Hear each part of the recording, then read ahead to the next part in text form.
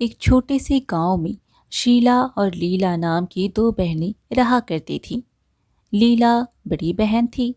उसके कम पढ़े लिखे होने के कारण उसका विवाह एक गरीब किसान बैजू से हुआ था, जिसके पास खुद की जमीन नहीं थी।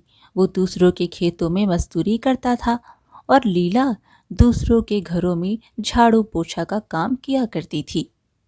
दोनों पति पत्नी मिलकर खूब मेहनत करती थी, तब कहीं जाकर उनके घर का खर्च चल पाता था। वहीं दूसरी ओर छोटी बहन शीला बहुत सुंदर थी और पढ़ी लिखी थी, जिस कारण उसका विवाह एक अमीर व्यापारी अजय से हुआ था। शादी के बाद से ही शीला को अपने रूप और धन का घमंड हो गया था। शीला हमेशा अपनी बड़ी बहन लीला को ताने मारती और नीचा दिखाने का कोई मौका नहीं छोड़ती थी। जब भी लीला उसके घर जाती, शीला की बातें उसके दिल को ठेस पहुंचाती। एक दिन लीला सुबह सुबह अपने काम पर जा रही थी।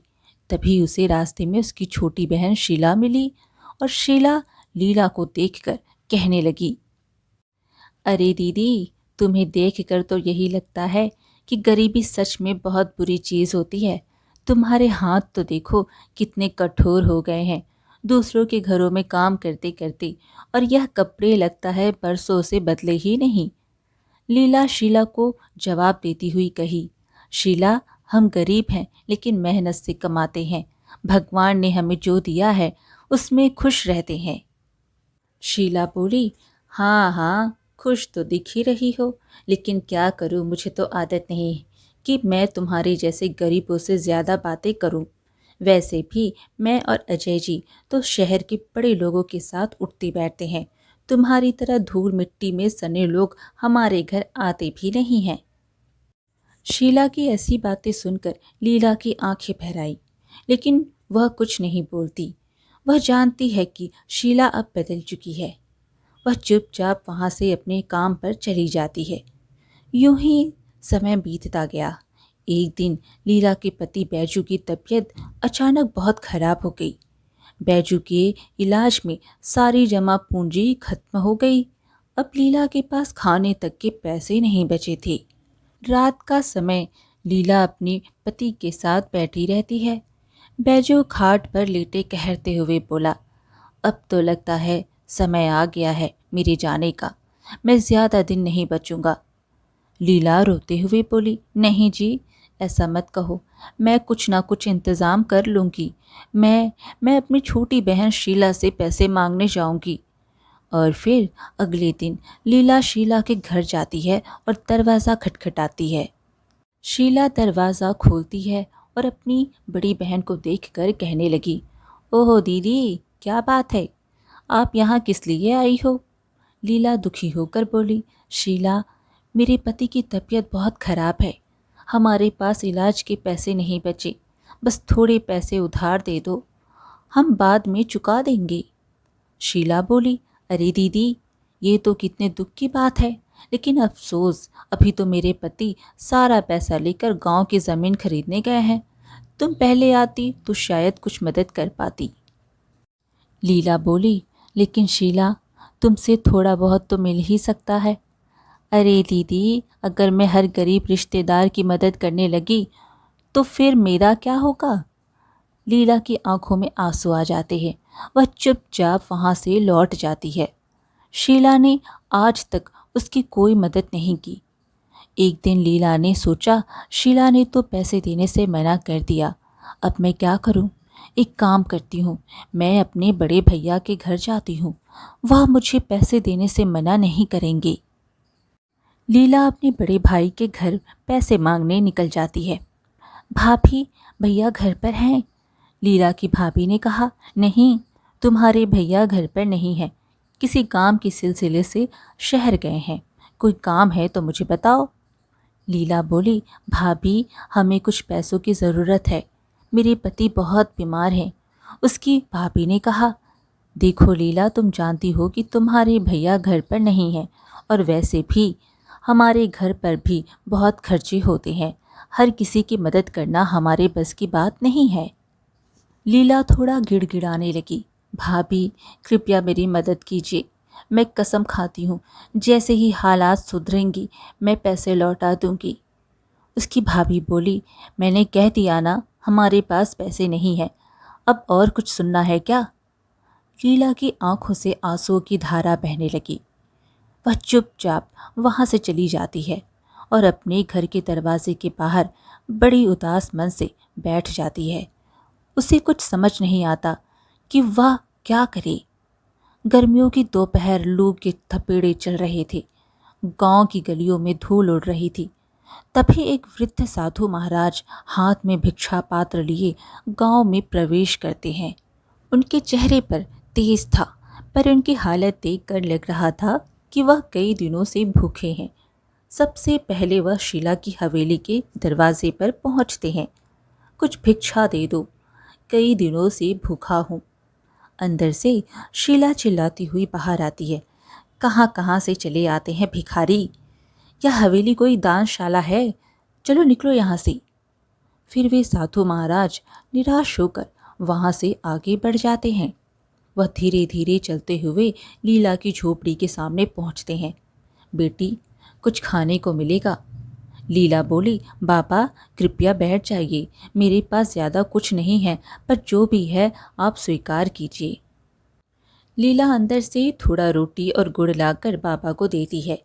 साधु बाबा बोले, बेटी, तूने तो मेरा हृदय प्रसन्न कर दिया, मैं तेरे उपकार का बदला कैसे चुकाऊं? लीला बोली, बाबा, मेरे घर में मेरे पति बहुत दिन से बीमार हैं। मैंने सबसे मदद मांगी, पर किसी ने मेरी मदद नहीं की। बस आप उन्हें आशीर्वाद दे दीजिए कि वह बहुत जल्दी ठीक हो जाए और मुझे कुछ नहीं चाहिए। साधु बाबा अपनी झोली में हाथ डालते हैं और एक चमकता हुआ मिट्टी का घड़ा निकालते हैं। बेटी, ये घड़ा तेरे लिए है, तुम इसे रख लो। पर बाबा, मैं इस घड़े का क्या करूंगी? पहले से ही मेरे घर में घड़े रखे हुए हैं।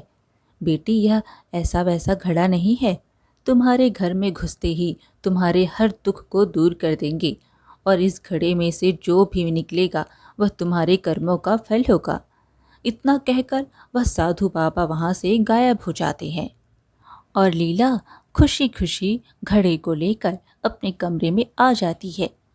कमरे में घड़े को लेकर जाते ही लीला का पति बैजू अचानक चमत्कारिक रूप से बिल्कुल पहले की तरह ठीक हो जाता है और अपनी पत्नी से कहने लगता है, लीला, अरे ओ लीला, अभी मेरी तबीयत बिल्कुल ठीक लग रही है। कुछ देर पहले ही मुझे बिस्तर से उठ नहीं पा रहा था, और अब देखो मैं तुम्हारे सामने खड़ा हो गया हूँ। लीला ये देखकर हैरान और खुश दोनों ही होती है। अजी, आप तो बिल्कुल ठीक हो गए। अभी एक साधु बाबा आए थे और कह रहे थे, यह घड़ा तुम्हारे घर में प्रवेश के साथ तुम्हारे कष्ट दूर हो जाएंगे, और इसमें से जो कुछ भी निकलेगा वह तुम्हारे कर्मों का फल होगा। बैजू बोला, हाँ लीला, वाकई में यह घड़े तो जादुई घड़े हैं। हाँ जी, सच में यह जादुई घड़े हैं। अब चलो मिलकर इस घड़े को खोलते हैं, देखते हैं इस घड़े में क्या निकलता है। लीला धीरे धीरे घड़े के लाल कपड़े को हटाती है। अचानक उसमें से सोने के सिक्के झरने की तरह गिरने लगते हैं। दोनों हैरान रह जाते हैं। हे भगवान, यह तो किसी वरदान से कम नहीं है। वह पापा भगवान के रूप में आए थे। यह देखिए, हमारे कर्मों का फल देकर गए हैं। अब यह सोने के सिक्के से हम कोई अच्छा काम करेंगे। लेकिन लीला बहुत समझदार थी। उसने तुरंत यह फैसला किया कि वह इस धन का उपयोग लापरवाही से नहीं करेगी, बल्कि एक अच्छा व्यापार शुरू करेगी ताकि यह हमेशा बना रहे। बैजू ने कहा, हाँ लीला, अभी गर्मी का मौसम है, तो इस मौसम में हम छाछ, नींबू पानी, शरबत बेचने का कारोबार करेंगे। इस मौसम में हमारा कारोबार अच्छा चलेगा। लीला ने कुछ सिक्के लिए और सबसे पहले गांव के एक व्यापारी से अच्छी गुणवत्ता का दूध और छाछ खरीदने के लिए गई। सेठ जी, मैं कुछ पैसे लगाकर अच्छी छाछ और दूध बेचना चाहती हूँ, क्या आप मेरी मदद करेंगी? सेठ को लीला मेहनती और ईमानदार लगी। सेठ ने कहा, देखो बहन, अगर तुम ईमानदारी से काम करोगी तो मैं तुम्हें अच्छी कीमत पर दूध दूंगा। अब लीला ने अपनी छोटी सी दुकान शुरू की। पहले ही दिन उसकी छाछ और लस्सी की बिक्री इतनी ज़्यादा हुई कि वह खुद भी हैरान रह गई। अब लीला का व्यापार चल पड़ा था। गांव के लोग उसकी मेहनत और ईमानदारी की सराहना करने लगे। लेकिन जब यह खबर उसकी छोटी बहन शीला तक पहुंची तो वह जल भून गई। शीला सोच में पड़ गई। अरे ये क्या हुआ?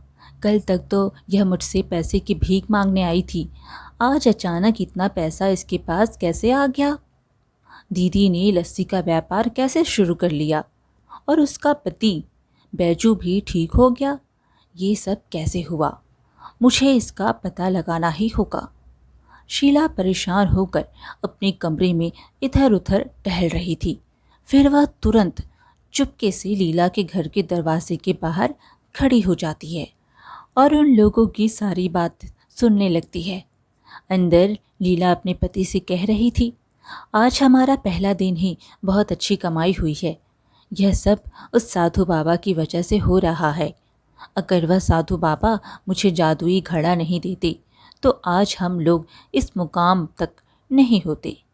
बैजू बोला, हाँ लीला, उस साधु बाबा का एहसान मैं जिंदगी भर नहीं भूलूंगा।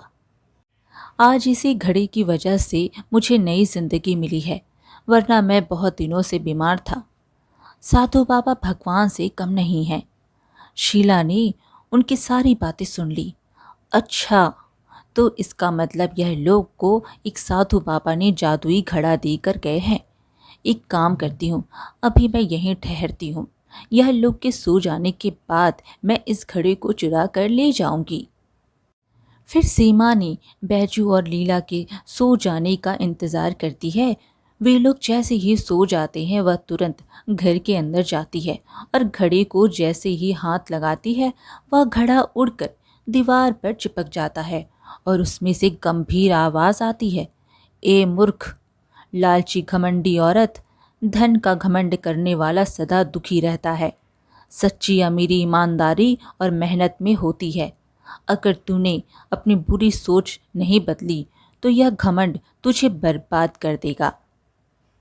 यह सुनते ही शीला के हाथ पैर कांपने लगे और वह तुरंत ही घड़े को छोड़कर वहां से भाग गई और यह बात उसने किसी को नहीं बताई। अगले दिन शीला ने अपने खास नौकर भोलू को बुलाया। अरे भोलू, तुझे मेरा एक काम करना होगा। यह लीला की दुकान बहुत तेज़ी से चल रही है और मैं इसे बिल्कुल बर्दाश्त नहीं कर सकती।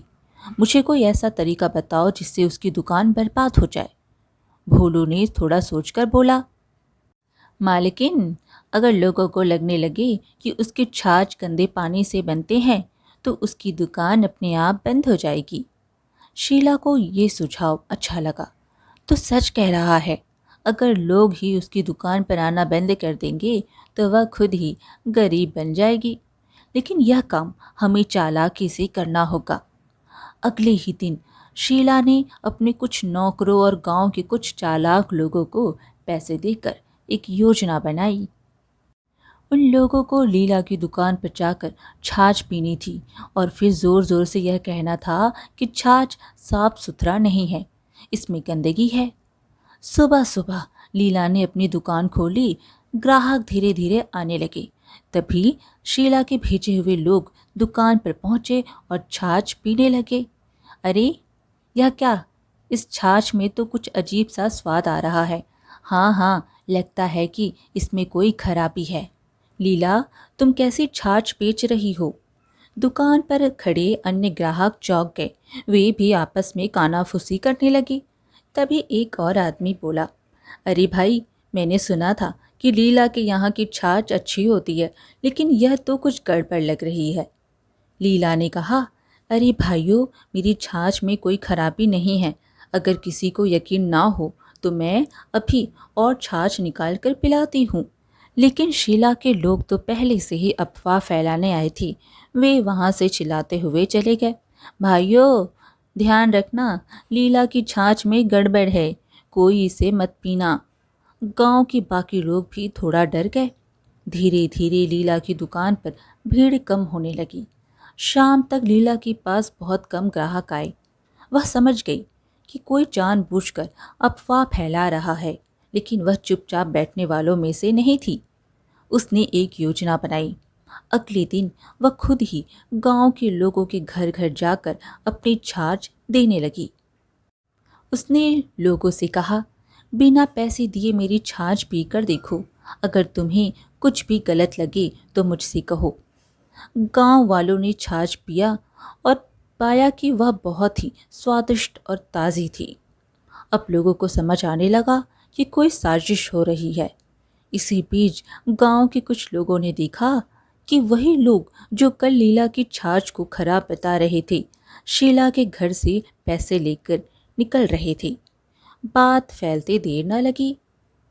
एक बुजुर्ग गांव वाले ने लीला से कहा, बिटिया हमें माफ़ कर दो, हमने बिना सोचे समझे अफवाहों पर भरोसा कर लिया। लेकिन अब हम समझ गए हैं कि यह सब तुम्हें बर्बाद करने के लिए किया गया था।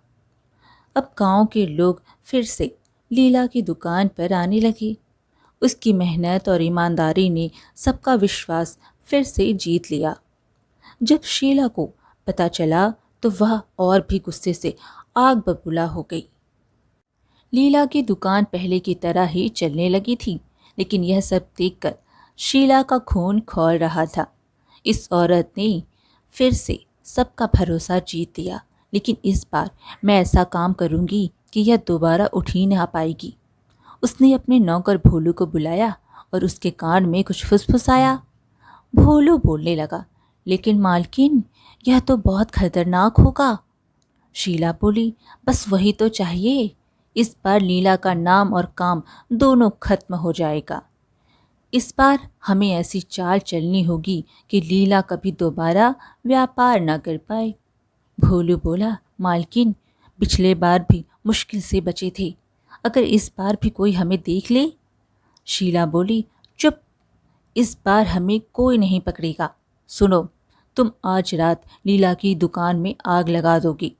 जब दुकान जलकर राख हो जाएगी तो उसका सारा धंधा खत्म हो जाएगा। लेकिन मालकिन अगर हमें कोई देख लिया तो?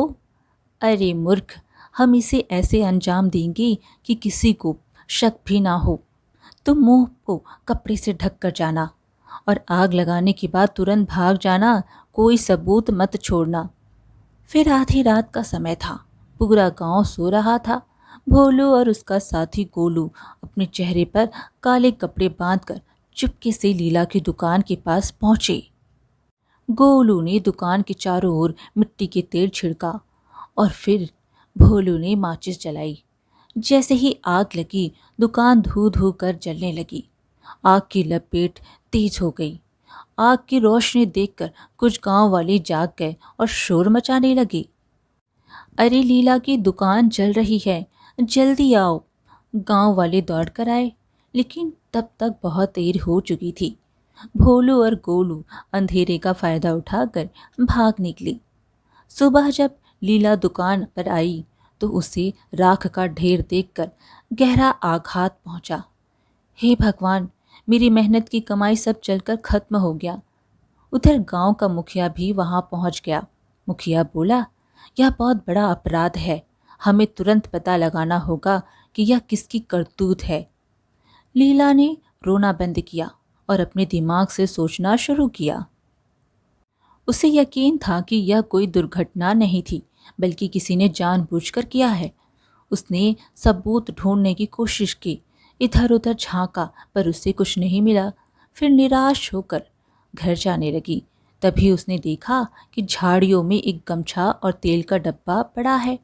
लीला ने उसे उठाकर मुखिया जी के पास ले गई। गांव में हाहाकार मच गया कि सबूत पकड़ा गया है, किसी का गमछा मिला है। अरे सबूत मुखिया जी के हाथ लग मिल गया है।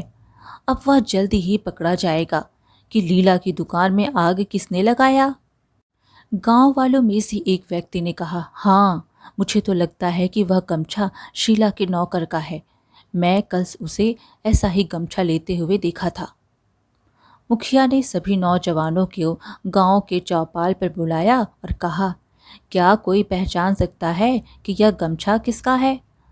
गांव वाले गमछे को ध्यान से देखने लगे। अरे ऐसा ही गमछा तो मैंने लीला के घर पर देखा था। गांव वाले एक दूसरे की ओर देखने लगे। शीला अब तक शांत खड़ी थी, अचानक घबराने लगी। नहीं, यह मेरा गमछा नहीं है।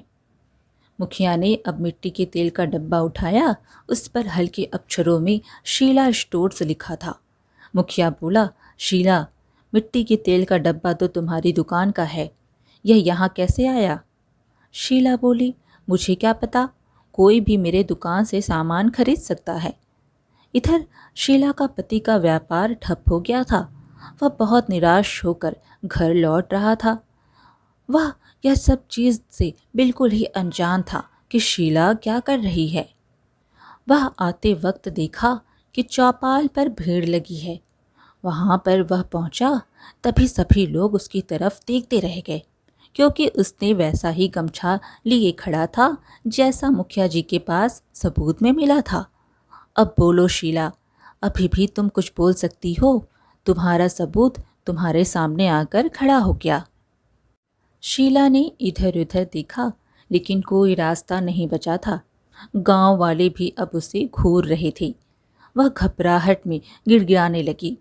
मुझे माफ़ कर दीजिए मुखिया जी, मैंने ही यह सब करवाया था, क्योंकि मैं नहीं चाहती थी कि लीला दीदी मुझसे ज़्यादा अमीर बन सके।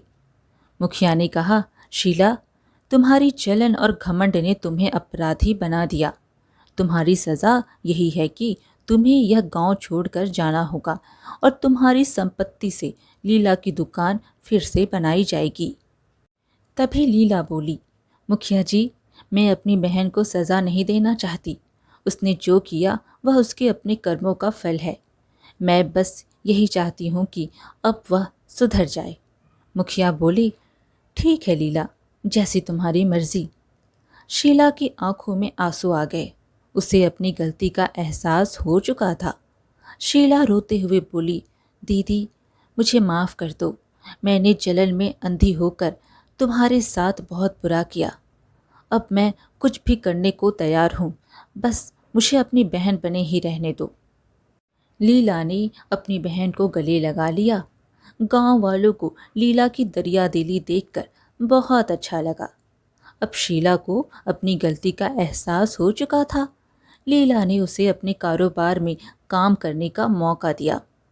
अगर तुम मेहनत से काम करोगी और ईमानदारी से चलोगी तो तुम्हें भी सफलता मिलेगी। लेकिन अगर फिर से कोई चालाकी की तो मैं तुम्हें कभी माफ़ नहीं करूँगी। शीला ने शर्मिंदगी से सर हिला दिया और फिर दोनों बहनें खुशी खुशी अपने कारोबार में लग गई। मेहनत और ईमानदारी ही असली सफलता की कुंजी होती है। ईर्ष्या और धोखा हमेशा ही बुरे परिणाम लाता है। आज की कहानी यहीं पर समाप्त हुई। फिर मिलेंगे एक और कहानी के साथ। कहानी पसंद आए तो लाइक शेयर ज़रूर करें और चैनल को सब्सक्राइब करना बिल्कुल ना भूलें। धन्यवाद।